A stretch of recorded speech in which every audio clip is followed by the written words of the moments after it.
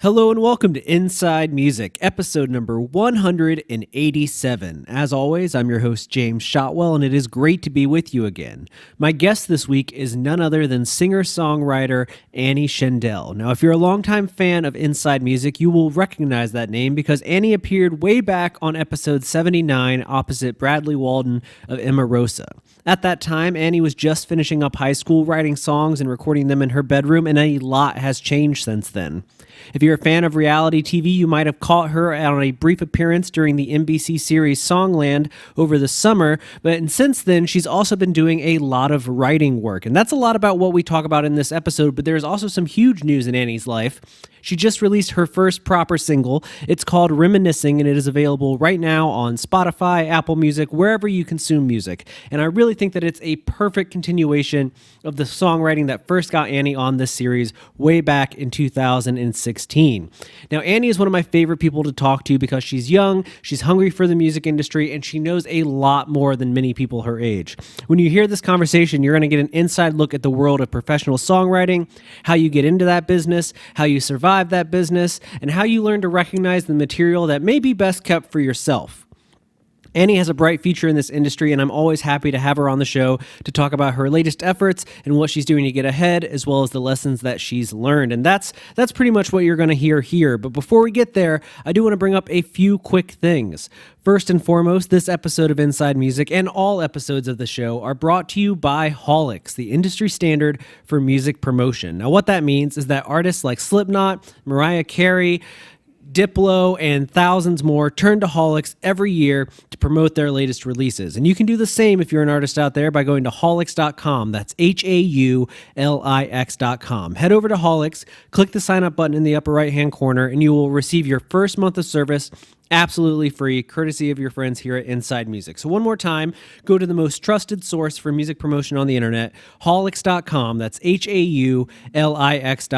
Sign up today and get that 1 month free. Second, I want to tell you that we have this awesome YouTube channel. It's called Music Biz, Music B-I-Z. And there we post every episode of this show, as well as guides and tutorials for making it in the music business, as well as headlines related to the latest occurrences in the industry. You want to know who just put their catalog on Spotify for the first time in years? You want to know what major tech companies are getting into the music industry and how they're changing it? All of that can be found on our YouTube channel. Once again, it's called Music Biz. And also, finally, one last plug.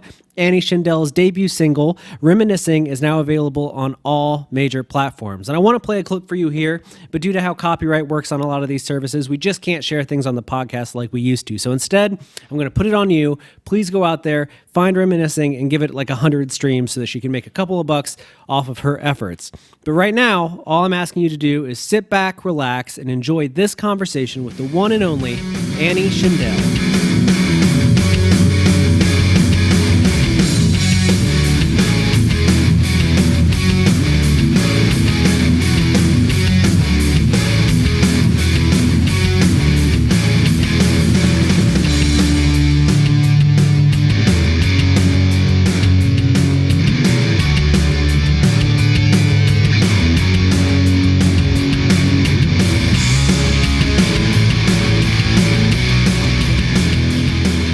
So how are you doing today?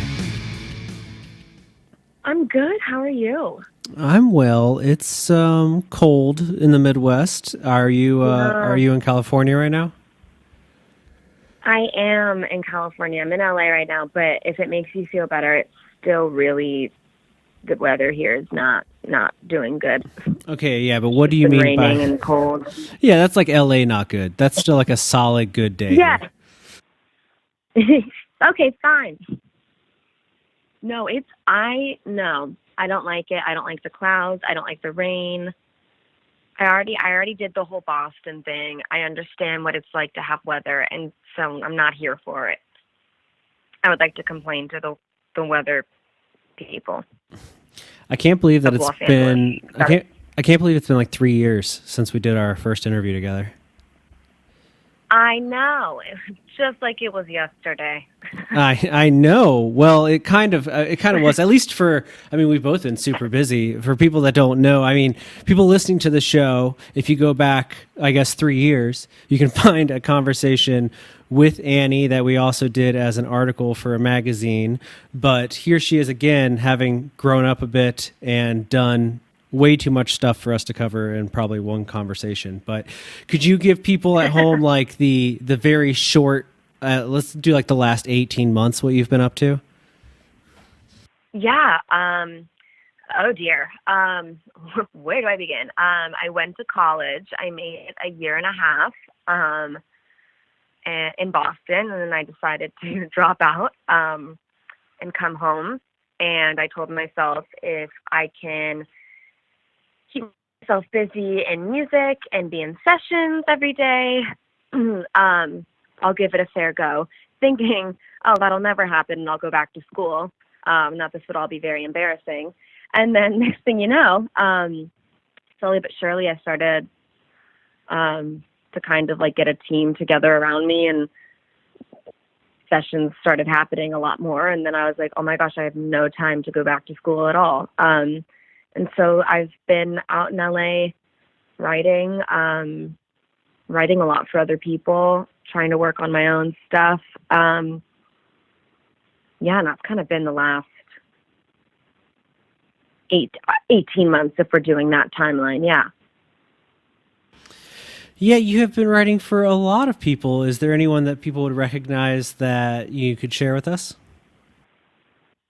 Um, Probably none that I'm allowed to speak about out loud. And I don't want to, jinx anything. A lot of the music I've been writing has been for pitch.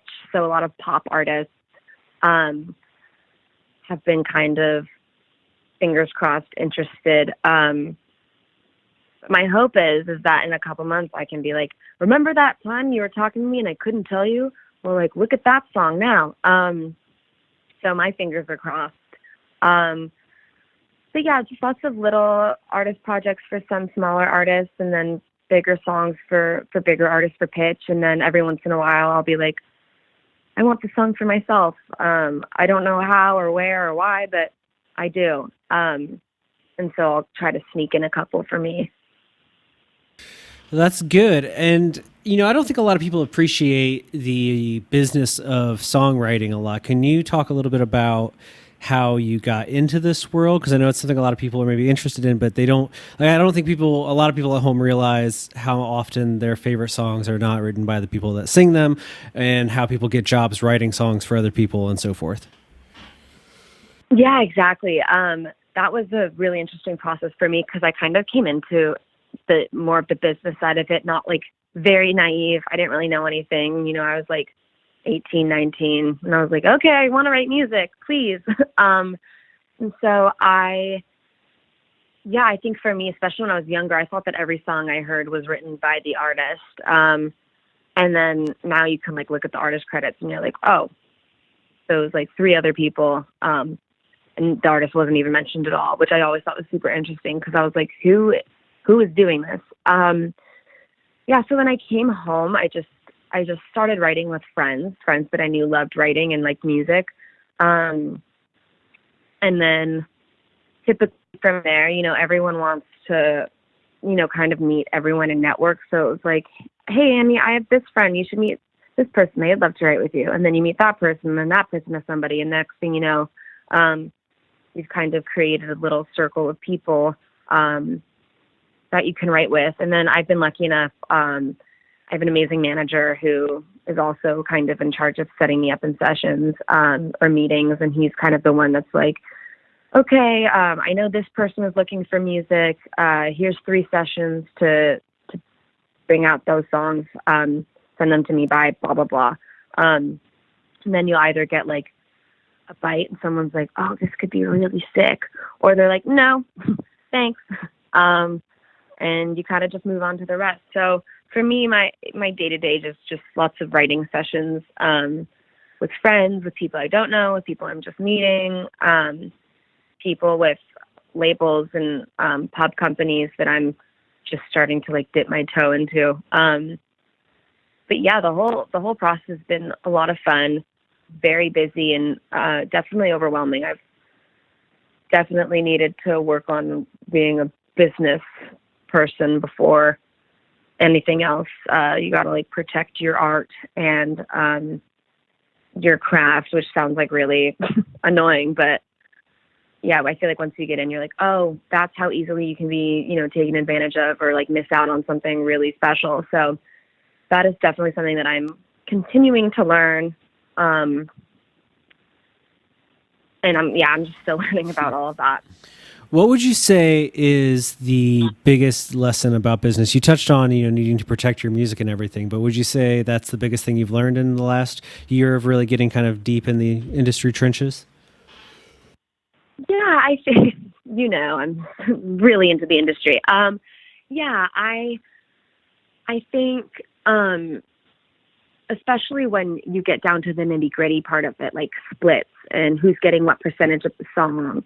And you really obviously want to surround yourself and work with people who have your back and who you trust. But I definitely think looking out for your own ownership and not being afraid to say, hey, no, this should be 50-50. This shouldn't be me getting significantly less for the work that you've done. So I think when I came into it, my fear was like, oh, I don't want to hurt their feelings, or like, that's not appropriate, or I shouldn't say this. But I also think as a young woman in the songwriting business, you kind of have to, otherwise people will just kind of stomp on you. So I think in a very polite way, learning how to speak up for yourself and ask questions and say, hey, here's what I think is fair. This isn't fair. Not being afraid to talk about notes that you have for the producer for the song. I think just being able to speak up a little bit more is something that I am continuing to learn, but also like have really valued the more and more I get into it.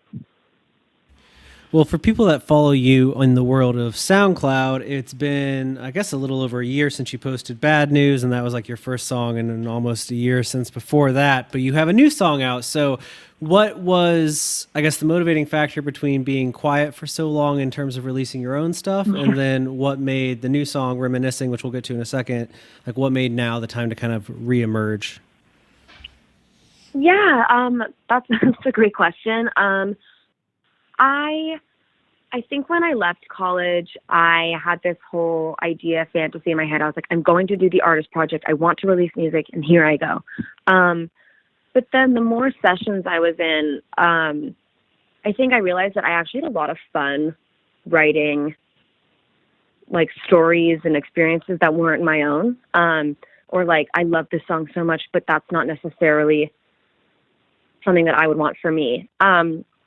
Which is why I think I loved writing for other people so much, which is also why I kind of went a little quiet in terms of releasing my own stuff, just because I was doing so much for other artists, other writers, which was amazing. I loved that. But then I think specifically with this song, also coming off of, I made a short appearance on the show Songland.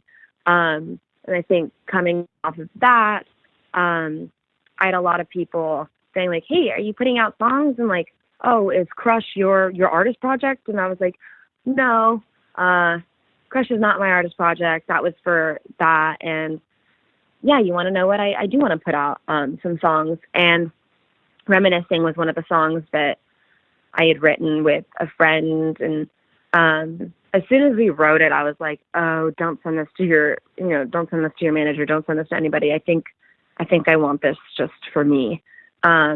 Just because at the time it felt really, and it still does, obviously, it felt really special. And just like I had a whole bunch of bricks taken off my shoulders. So that was kind of, after Songland and after writing that song, I was like, okay, I know I want to put them out. So I might as well just do it when I can. And Reminiscing, I hope, is the first of many songs to come. I I hope so as well. Um, Fair, yeah, fair. yes, I'm in the same boat as you. Yeah, I would love. I have other songs for me that I would love to put out. It's been a really crazy year and past couple of months. So I think I'm just trying to juggle what are the best decisions for me while also like doing something that I love and making sure that songs that I really care about and that means something to me are being put out, even if it's just like, my family listening to it. It's important to me to continue to put stuff out. So I'm going to let Reminiscing have its second. And hopefully in the next couple of months, there will be some more, which I'm very excited about. And I care about. That's kind of the short-term plan right now. Well, you mentioned when working on Reminiscing that you're just like, this is one I have to have. I want it for me. What is it about this song that speaks to you so much? Yeah, I think sometimes when you're writing a lot for other people, again, it's like their stories, it's what they're going through, their experiences. And that's awesome because, and sometimes it's my weakness is like, I'm a very empathetic person. So I'm like very emotional. So if that person's hurting, I too am also like, wow, I can't imagine how hard that, like I kind of like put myself in their shoes. But I think with this one, it was just a feeling that I had had. And that's why I love writing so much, because there's not really a verbal way to talk about it, about really missing somebody, but having a lot of time pass and not knowing, is this appropriate to be thinking about? Like, how long has it been? And from there, I mean, the song just became about my experience personally. It wasn't really like a generalized idea, or we had notes from an artist that here's what they're thinking of. That was very much just like me and Jason Hawes, who I wrote it with, kind of just talking about my experience with somebody that I really had cared about. And then when we wrote it, I was like, this is so individual to me that I don't know if I'd want somebody else singing that. I mean, if it wasn't like somebody was like Taylor Swift was like, okay, I'll sing it, then I would have probably been like, oh, let her have it. But at the time I was like, the song means a lot to me, and we wrote it about my experience. So I think I'd want to be able to put that out as me. And next thing you know, Reminiscing was born and now it's out. Yes, it is. It's available on all platforms, and people can hear it right now. I like it because I wouldn't say that it's a anti-breakup anthem, but it's definitely like a different take on, I think, a format that people are probably familiar with. From the opening line of the song, "Waking Up on the Right Side of the Bed," is like you immediately know, like, oh, we're doing something different in familiar territory. Yeah, exactly. And that's another thing that I loved about it, because it wasn't like, oh my gosh, I'm so sad, I miss you, or like, you broke my heart. It was like, oh, here's how I'm handling these emotions and feelings about missing someone, but being actually at a really good place. Because typically, and I'm sure you've heard just even from my very old SoundCloud stuff, it's like lots of heartbreak and turmoil. And I love that. I love listening to that kind of stuff. I love writing it. It feels very cathartic. But I think with this one, it was cool to not be broken over somebody, but just to miss them and appreciate missing them. And having a whole song be just about that feeling felt really, really good to me. It's like a healthy breakup song almost. Like, Yeah. If you're lucky enough to have one of those, yeah, go for it. yes, we support good mental health and songwriting. It's great. It's good to see. Yeah. Uh, Well, let's look at 2020. So you hope that there's more to come in the music front. Are you working on anything else that you can tell us about right now? yeah, I mean, I have two songs that I'm thinking about putting out that I love. For me right now in the whole artist project, it's kind of just been me putting out songs that I really care about. And on the songwriting front, my dream, I think now would probably be to like pull a Julia Michaels. And so I'd have songs for other artists out, and then be able to kind of do a little twist and work on my own artist project independently from writing. Yeah, so right now it's just been a lot of songs out for pitch, and I'm hoping that in the next couple of months I'll have very exciting things to say.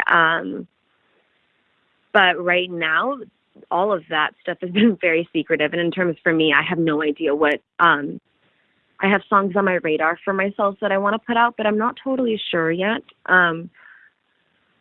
Reminiscing was pretty, I don't know if this is the right word. Reminiscing was like very gentle. So I'm trying to debate if I want something that can kind of hold that, it like hold Reminiscing's hand, or if I want to do something different. I'm still trying to figure out what I'd want my sound to be, which is why I probably find it easier to write for other people, because you can write any sound that you want, and there's somebody out there that'll be like, oh, okay, cool, that's my sound. So 2020, I'm hoping to have some cuts and another song out, fingers crossed, and kind of just keep on keeping on. I love it. And people can find you online. It's Annie Schindel pretty much everywhere, or they can Google you. Schindel has a C in it. You can guess where it's at. And I like catching up with you. We can text each other now. So like let's like text me some of the good details when we're not talking to everybody. And if people are private stuff. Yes, if people are in LA, you do perform from time to time, so they can see you if they want to, right? I do, yeah. That's just been something that's been so fun. If you're in LA, Hotel Cafe has been very kind to me, and they've been letting me just kind of go on and perform and sing some songs that I've got. That probably won't be for another couple of months. I'm thinking probably like end of January, February, early February. But that's always just been so much fun for me. And yeah, if you're ever in the neighborhood, want to come say hi and see a mediocre performance with me, I will be there. Yeah, so right now that's kind of the game plan. I love it. Humble as ever. Well, it's been good catching up with you on this. People should find Reminiscing on all the services. I have it on Spotify, and it'll be on the playlist for this channel, and we'll probably link it in the description for the stream of this podcast and all that jazz. But any final thoughts, Annie? No, I just, I'm super grateful that you've always been so kind to me, even when I was like in high school writing songs in my bedroom. So I'm very grateful that you're still like, hey, what's going on with her? I really appreciate it. And I'm super excited for the next year. And hopefully some good things will be happening. Absolutely, always. Well, I'm happy to know that it's been going well for you, and I'll text you after this. But everyone else, you'll just have to wait and see what happens next year. Yeah, exactly. All right. Thank you so much, James. No problem. Have a great day.